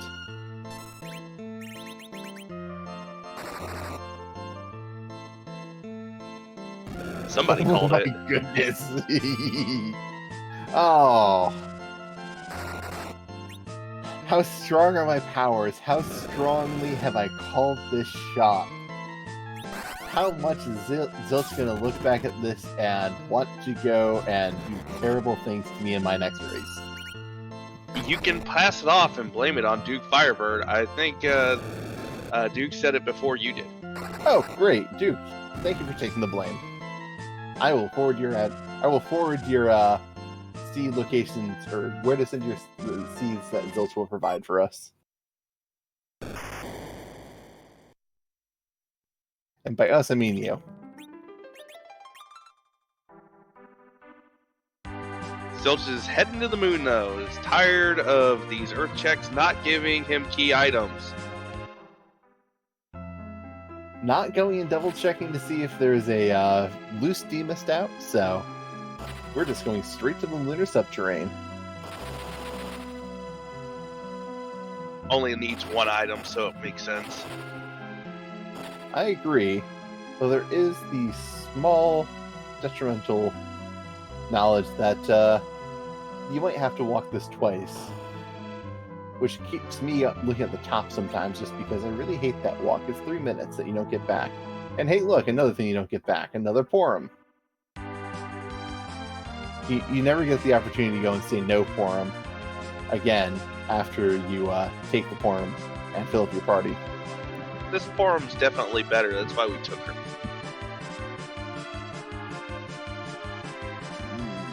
I mean,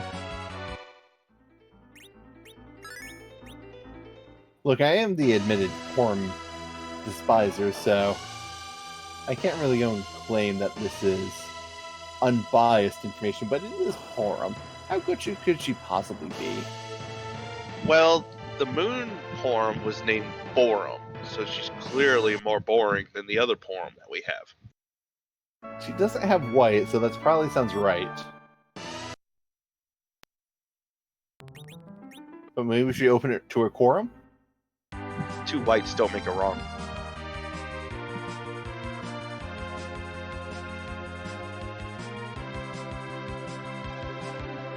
I mean, I think you're always wrong when you have a quorum.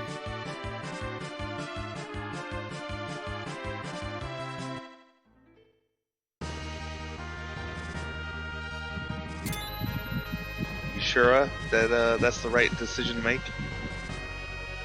That was terrible. I'll admit it, that was bad. Yeah, you're slipping up here.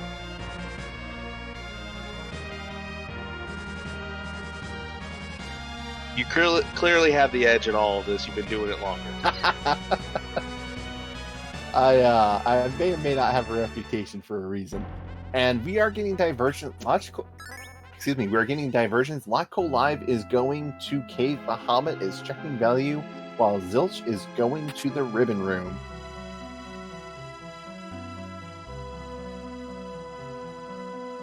This is not where you would want to find Asura. Alright, so here's the thing about Asura. She only counterattacks. We got mages. We got a wall going up on Iridia, we got a wall going up on Asura. We're gonna go and see a whole bunch of reflect strats here, I think. Also, I did forget that Edge is rocking a mute knife. That too, but Edge is not going to go in and attack because we can just simply reflect nukes off that top Iridia and we'll do lots of damage. Meanwhile, oh goodness gracious. My! Valvalis. Now Valvalis, you don't want to go and see anywhere on the moon. You want to see Valvalis in this cave where she's not doing anything. And LockeCole has only found a fire sword. That's rather unfortunate for LockeCole. Yang is going to go and do some damage because Yang scales entirely off levels, which is one of the things I dislike. But hey, when you hit level 50 or 60, it really doesn't matter that you scale off levels. You're going to do great.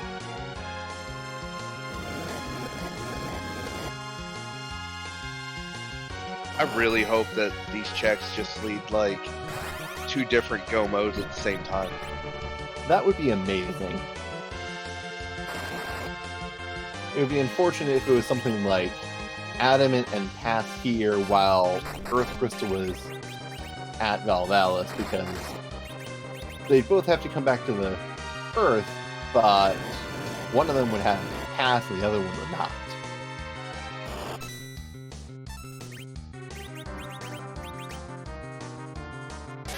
Yeah, Locke is really hoping to find that Adamant, though, considering only found a fire sword. Yes. And Locke showing up this spot does not go and gain magic evade, so is able to go and cast high-level spells at this Valvalis and do damage. Meanwhile, Zilch is through the Asura fight, and we'll see what the reward is. Can and a defense sword. LockeColeLive would really like to go and have that defense sword, I imagine.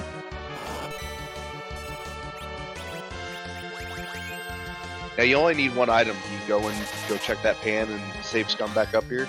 That is a horrible decision, unfortunately, just because you can probably take out some of these checks up here faster than you can go and walk through Silk Cave and get back to Kabul, so I think you go through some of the fights here and maybe before you go to Crystal Altar go and check. Hey, this is another fight that you will probably want to do reflect strats for because, fun fact about elements, it's 2 bosses. But it looks like in this case, we're, I believe this is going to show off something interesting about elements. Fun fact. Rubicant in the Rubicant phase of the Elements fight is a mage-type enemy. Chunk chunk.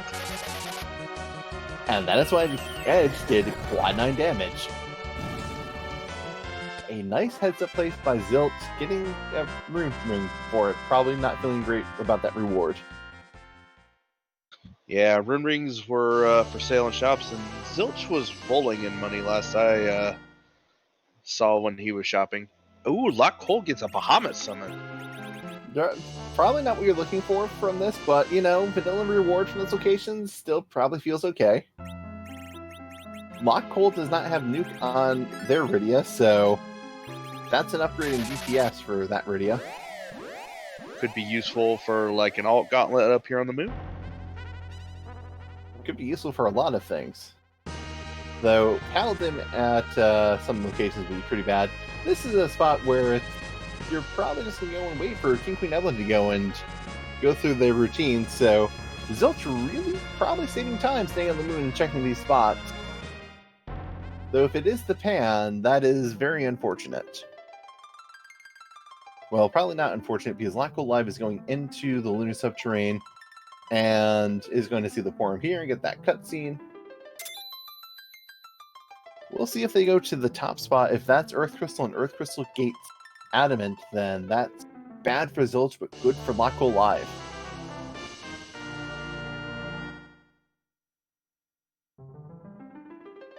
Yeah, with only needing one key item, I would be very surprised if LockeCole goes top down, because you'd want to get to the bottom, get to that ribbon room, get the double check, get the white spear altar, and there's the adamant.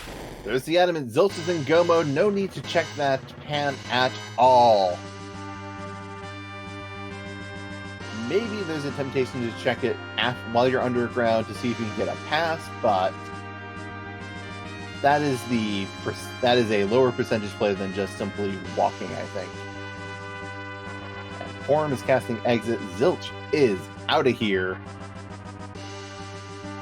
And did Zilch's second Rydia learn nuke off that fight? I haven't gotten a chance to see their levels. I did not get a chance to see it either.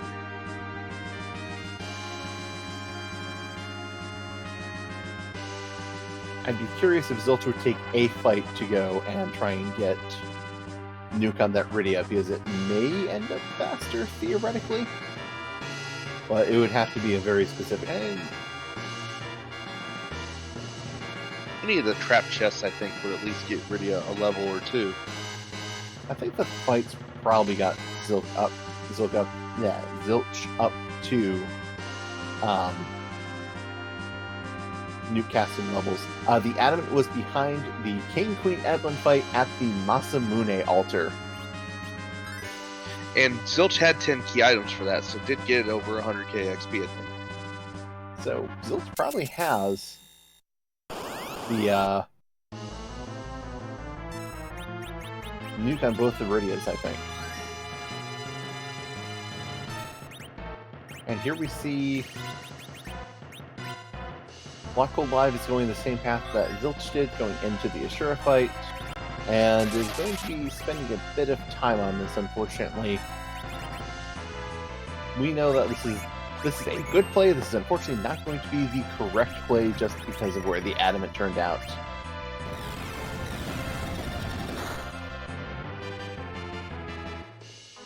But Zilch has forged their Legend Sword and has been given the crystal. They are in full go mode. They are now going at... Oh, I'm just noticing that the Rydia, second Rydia, is not at nuke levels, is one level shy.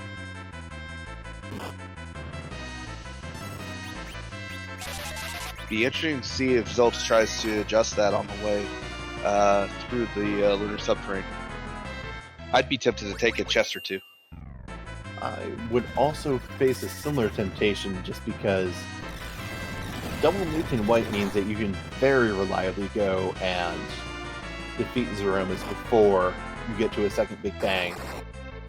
Not having that means the fight can get a bit longer, and you may need to go and do more healing, and you may just need to get further, but I can see Zilch saying, no, I don't want to spend time, we're just going to go as we are. Yeah, LockeCole will have probably a similar discussion as well, considering how much lower level his Rydia is. Black Hole also has Porum and Cecil. Cecil, after forging that adamant, is going to go, or forging the adamant Legend Sword, will have an Excalibur. You could do a three-person Zeromus fight of Cecil, Yang, and Porum. Or if you stock up enough Kira 3s, you could do a three-person Zeromus fight of Cecil, Yang, and Porum getting revived by Yang.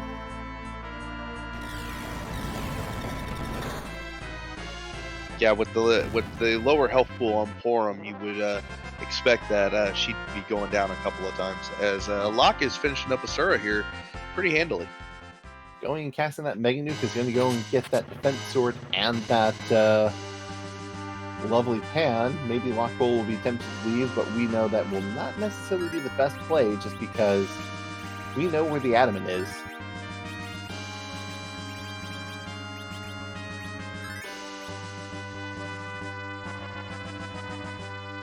A healthy sword upgrade for Cecil, though. He will not be wielding that defense sword for very long. He'll go through a couple fights with it. Maybe. And that second fight doesn't count. That's pretty true.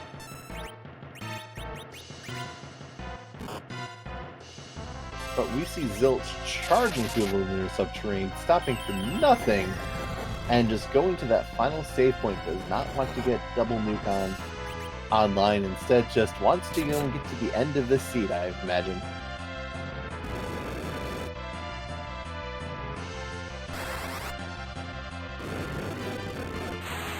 Throwing battle speed down to 4, going and throwing an apple on the Porum, and just going to go and be ready to take on this Aromas fight, it looks like.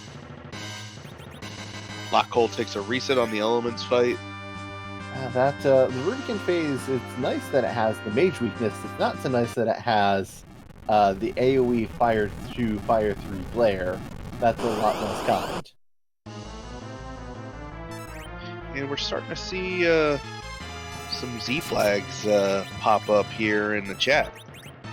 Indeed, because, well, this is a randomizer, but we don't randomize the final boss.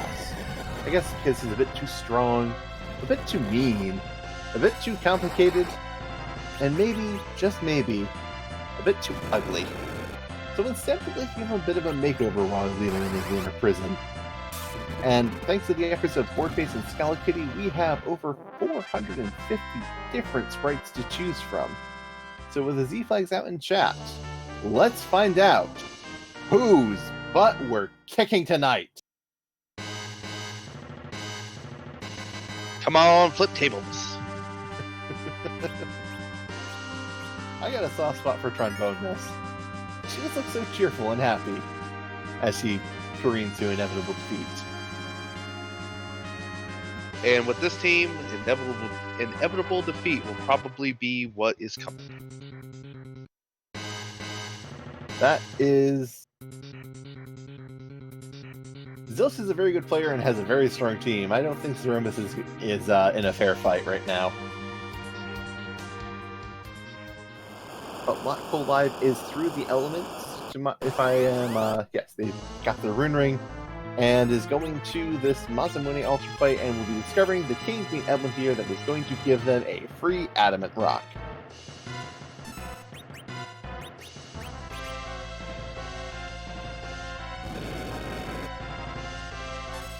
But meanwhile, Zilch is revealing Zeromus' true colors. Whose butt are we kicking? Let's find out. Creativeness. This is from Final Fantasy Legend 1, I believe? Yes. Yes, okay. Also known as Saga 1 for the Game Boy.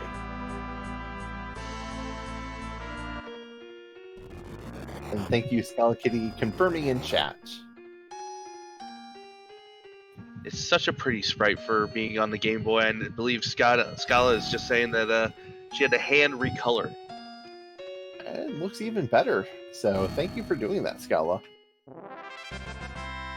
I am more familiar with Final Fantasy Legend 2 just because I have watched a number of speedruns of that. Chat reminding there is a port of the Saga trilogy coming out for the Switch coming soon. Very true.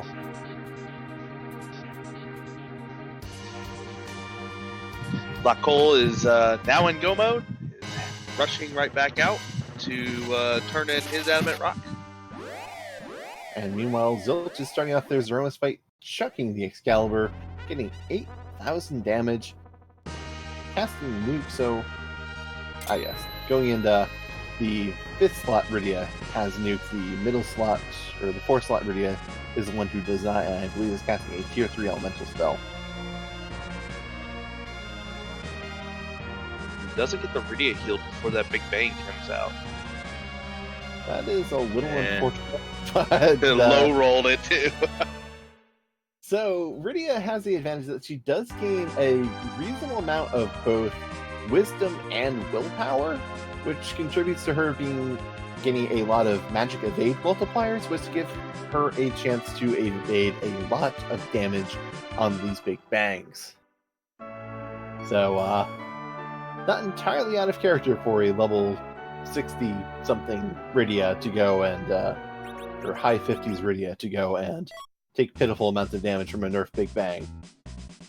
On Nerf Big Bang, she's gonna probably want to go and have a 2 in her first HP digit.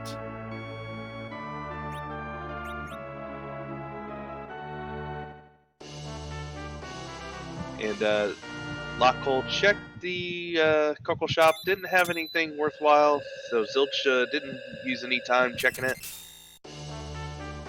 Yeah, Zilch is the type of person I expect is not terribly interested.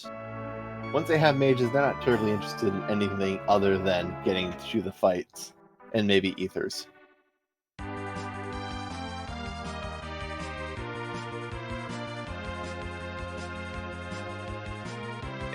There it goes. There is the crumble. Zilch is our winner with an official time of 1 hour, 41 minutes, 50 seconds. GG Zilch. And we'll see if we can go and get him in here to join us for an interview. And we're joined by Zilch. Zilch, GG. Thank you. So what we... Oh, go ahead. I was just saying, how are you feeling about this seed? So I'm not really a fan of D Machine, so I was really liking it up until Baron Castle. And then the seed just went into, okay, easy mode. Hopefully you make the right gamble, which I guess I did, but yeah, it could have been a lot more fun where you're looking at like a Rydia's, maybe a Cecil, and a hook route with a mystery moon boss. Like, could have been a spicy seed there. And then you get Edge with ninja swords and well, things just become free at that point. Yeah, they did. Oh, go ahead, Bach. Go ahead, Bach. I was going to say, when you discovered that Edge, did you have any trepidation whatsoever in taking them, or were you more than happy to go and have that DPS member? This was before I had the Darkness Crystal, so there was no way I wasn't going to take the Edge when I had a Masamune or a Same in my inventory, and I'm looking at a hook route. I was actually just like praying, like, please don't be Darkness Crystal, please don't be Darkness Crystal, and then lo and behold, there's Darkness Crystal.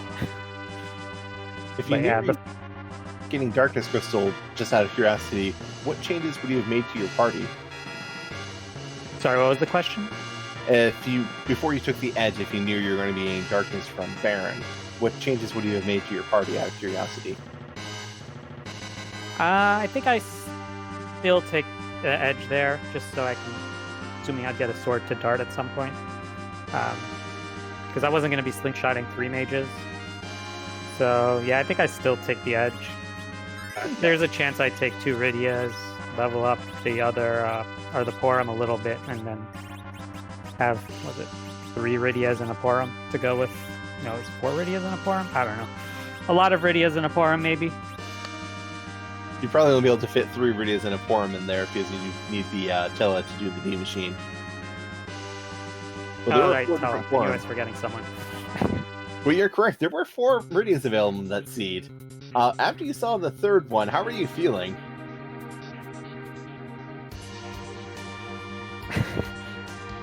I was questioning whether to pick up a Cecil for the hook route, debating. I guess at some point I found a Yang. I was like, maybe we want him. And then part of me was going, maybe we just go all Rydias and see what happens, because that could be fun.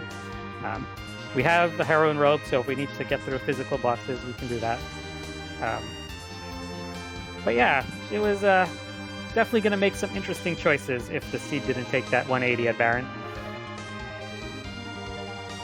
Yeah, with how stale the key items were, leading up to that, we were questioning whether Zoe even put any key items into the seed.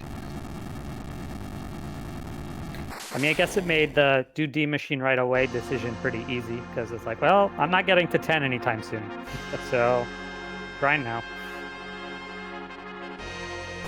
Yeah, I don't think you got to 10 until the very end of your seed, if I'm not mistaken.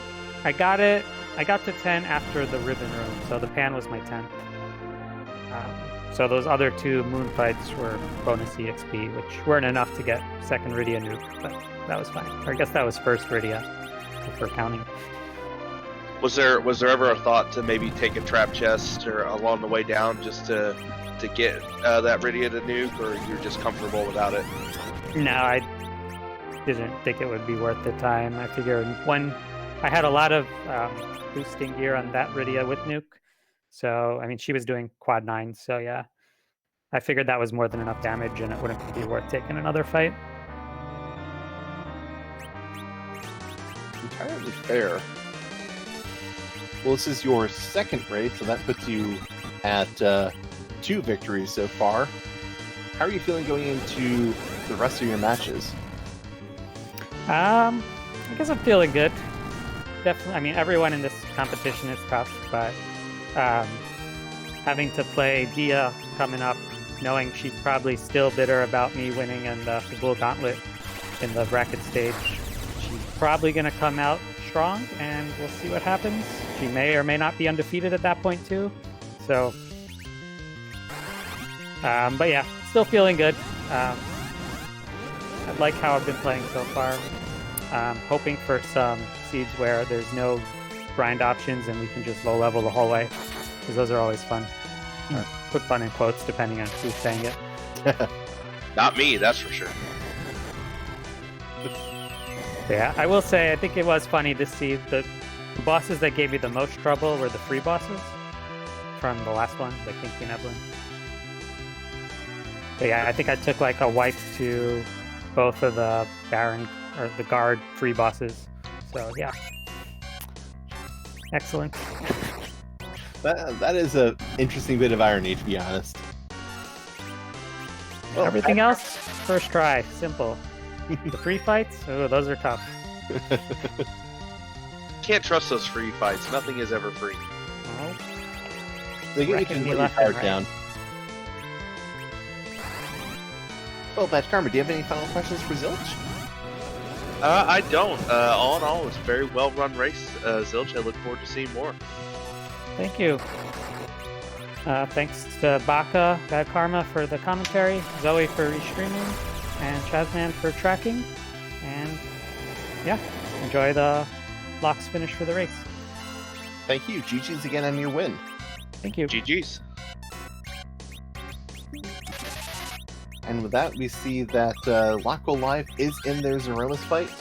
They have Rydia and Tella down, Young and Cecil and Porum standing, and Young's got a Starbell up, so doing some reflex. Looks like they're getting Rydia back up. Yep, getting a life potion, casting a Starbell, so they might be going and doing a reflect kill as well, even though they have a Excalibur Cecil. Maybe did kind of a doing Berserk up until a certain point. Yeah, having Rydia cast a Sura, so looks like they're going to rely on that for a bit of healing. That does go and penetrate walls, which is very helpful, as long as you don't go and roll the base that casts the life. You really just had to curse him, didn't you? Am I cursing them, or am I blessing with the true Ashura experience?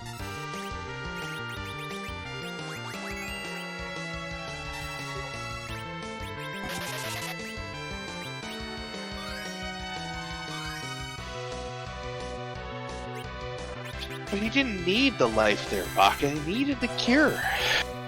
Need and want are two different words.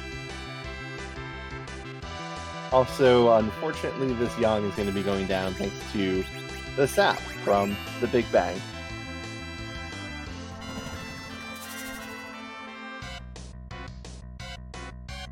Getting them back up, casting another Ashura. Let's see if Ashura betrays them. Not this time. Gets the heal, gets the Yang back up. Everybody full life. If you want to see what the most healing you're going to get out of anything, see an Ashura go and hit that Cure 3. Boy, howdy, do you go and get a bunch of healing off that.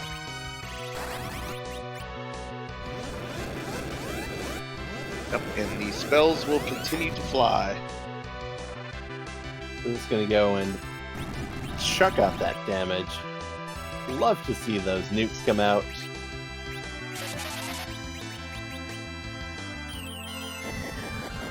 I'm just going to go and let that Cecil with an exhale sit back, relax, hold the wall, and let the mages do the damage. Give me another Big Bang. Hopefully Rydia will survive this one because you really want Rydia to get that nuke off. And She Rydia does! by 7 HP. She's probably not going to make it to cast another Asura. But it doesn't Or look like completes needs it. to. Get your GGs in chat for LockeCole with an official Discord bot time of 1 hour, 52 minutes, and 44 seconds. GG's LockeColeLive, and looks like we are joined by them now. GG's LockeCole. That was a fun service fight rewatching it. Yeah, that, I was surprised that you went for Reflect Kill when you have an Excalibur Cecil. So the problem with that is I forgot to take off the crystal man. Yeah, I forgot to take it off for like half the seed. That, I mean, to be fair, you really didn't have a good reason to berserk Cecil for most of that seed because you had a flame sword on him, I believe. Yeah, until the end I had a flame for him because I didn't really have much else until the defense sword from Ribbon Spot. Yeah, and then you get the adamant 2 checks after that, and only one of which is a fight. Yeah, pretty much. But yeah, it's pretty much just cover stress the entire time, which worked out. I did see that you filled out your team rather early on in that seed. What drove that decision? I'm mad about the edge. I'm really mad about that. I was, as I was going through Baron Castle, I'm talking to myself, I'm like, alright, the boss is dead, this is gonna be an edge, watch, I already filled out my party. And lo and behold, here comes the edge, I'm like, I knew it. Well, I knew for sure I wanted to take Tella and a white mage, because kinda need a white mage. The Cecil was, I didn't feel kinda confident doing Mount Ordeal stuff with just 2 mages. So I was like, I'll give him a third body who's pretty fast, at least. And then Tella. I'm trying to need a Tella. Chella is a very strong character in these lags, I agree. Yeah. Yeah, I should have just waited for the edge. Yeah, I would recommend going and watching the VOD. Zilch actually did go through ordeals with just Iridia and Tella, but that was mostly due to finding a heroine robe in Evelyn Castle.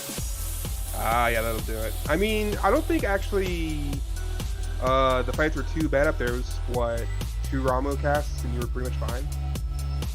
Yeah, you had Bahamut in the first spot and the Calbrenda dolls in the second. Yeah, I could have easily done those too, but I just didn't want to have to double dip that mountain again after checking the character. So, Very fair. it's all good. And how did you feel about seeing that Darkness Crystal at Baron Castle? I was actually kind of happy because I know Zilch can do the low level stuff, and I'm like, please don't let that happen. But I got my wish, I just didn't check the right thing, which that's just a random thing. Yeah, you cleared the overworld. Congratulations. Here is all the other checks in the game, and you still need to find 2 to 4 more. I think it ended up being pretty much 4. Yeah, 3 more key items. You need to go and You got the Baron key, so you're able to go and do the Baron Throne, but then you needed either Twin Harp, Earth, and Adamant plus Legend. Some combination of 2 and 1 or those two. Yeah, Go ahead. I was going to say, and we saw that the Earth Crystal is behind the Threemus, which we never saw. Yep, never saw that. That's a mystery. I am kind of curious where it's at. I might have to look into that myself. We did not see either of you check the Vanilla location or the Magus Sisters. I feel like the Magus Sisters would have been too far, but I'm surprised none of us checked the Vanilla location then. Yeah, Zilch only checked the waterfall, did not check the Vanilla Threemus. Okay. Either ways, unfortunate break for you tonight. The Zilch is a very rough opponent, so Yeah, I was fully, like, I don't want to say I was fully going into the match expecting to lose, but I knew it was going to be a rough match, so I'm fine with how it played out, because rather than me making a mistake, failing somewhere and just failing my execution, this was just, I got random, so I'm more than okay with this.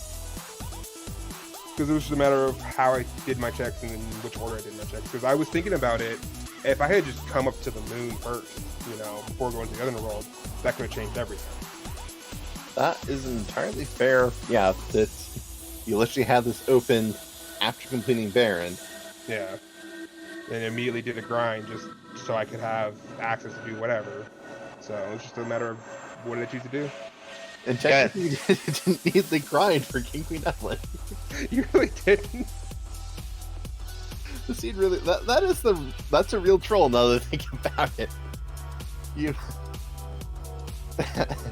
If you were extremely foolish and brave, you could have done low level strats without a grind, because you could just simply go up to the moon, get the Legend Sword. Oh yeah, Legend Sword Japan Twin Harp, which go to the moon, get the adamant, go through the hook route, get to Feymarch, get the Twin Harp, do that, get the Legend Sword. Hey, look, there's three items in a crystal.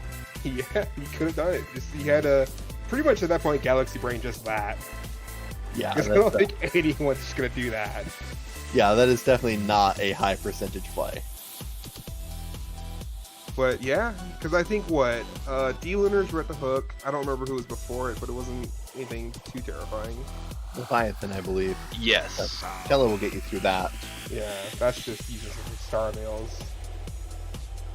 Pretty much Star Veils the entire time, yeah, as long as you have the money for it. Or just cast Slip 3 with Tella. I mean that too, but he might be a little too slow for that. Yeah. Well, you ran a good race. You were really neck and neck with Zilch all the way up until you chose to start with the Cave Bahamut, where Zilch just dove straight to the bottom.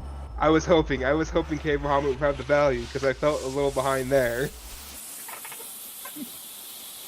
Yeah, while you were feeling behind though, you were right on his heels. It would have been close if he would went to the bottom. It just didn't go that way for you. Like I said, that happens. That's random for you. So again, I'm completely fine with this. GG's on your race. When is your next race coming up, and who is it against? I want to say it's Frostbite. Next week sometime. Sounds like something to look forward to. I'm thinking like the 12th, but I'll double check in a second. Yeah, the 12th at 8 p.m.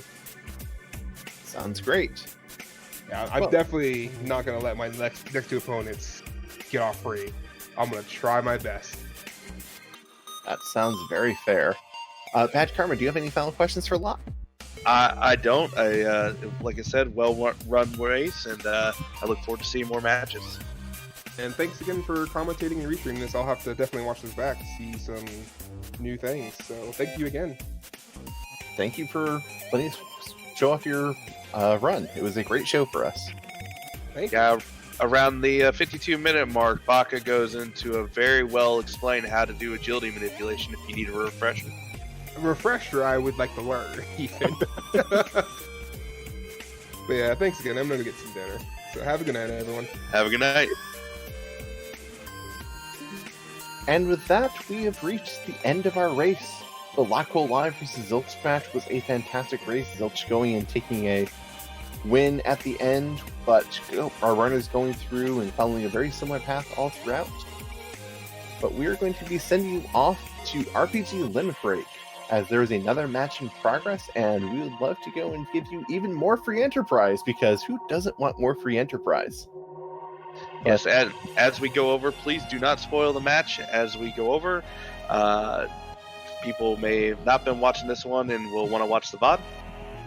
Indeed, there's a lot of free enterprise, and some people like to go and be surprised at the results of the race. So don't spoil the match, but let them know that this was a great one to watch. Have a great evening. Good night, everyone.